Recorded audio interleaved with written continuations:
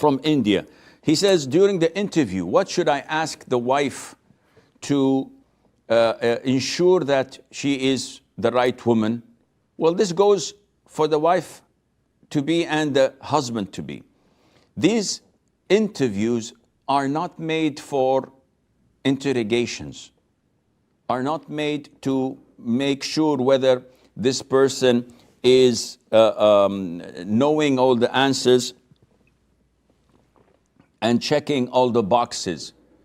Because from experience, as a former director of human resources, I used to enjoy doing the interviews.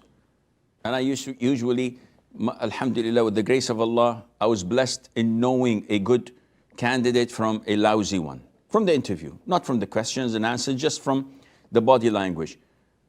From experience, I tell you, it is very possible to fool those who are interviewing others. So I hear people, and I know people, that would win every single interview they make, even if they know nothing in the job. So the persona, the way they talk, their body language, their selection of words, their confidence, makes you feel relaxed and that this person knows what he's doing. Yet, probably he's not qualified. So this interview is not made to decide whether she is the right one or not, whether she's Islamically suitable.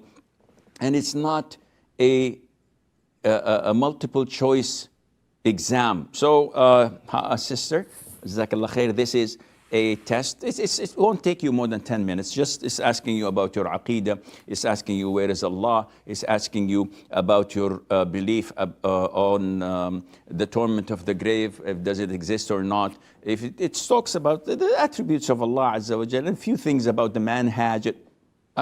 You do this, they'll kick you out. So, Sheikh, how do I know? Listen, this interview usually does not exceed an hour. Usually it's like 5-10 minutes. In best case scenarios, half an hour. What am I supposed to do? You're supposed to do your due diligence before the interview. So you check in her school, among her relatives, among her friends, at work, everywhere. And you can tell if she's going out and her best friend is a Sufi, or she always celebrates Christmas and New Year's, and she has this in her Instagram or her Facebook, you know that this is not good. She's not the right one for you.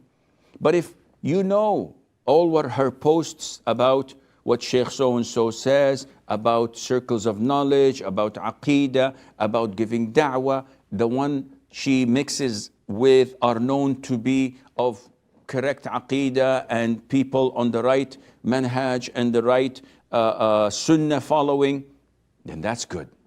When you go for the interview, it's just to see if there's chemistry or not.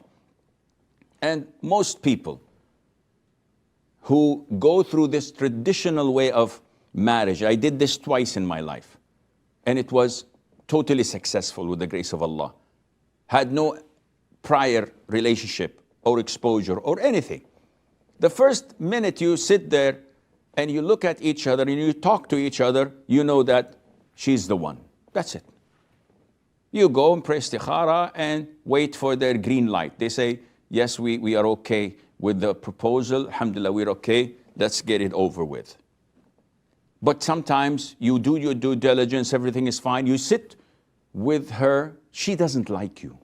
She doesn't like your tone of voice or the way you look. You may not like her pitch of voice that she speaks, or her accent, or the way she speaks to you, or the way she disrespects her father.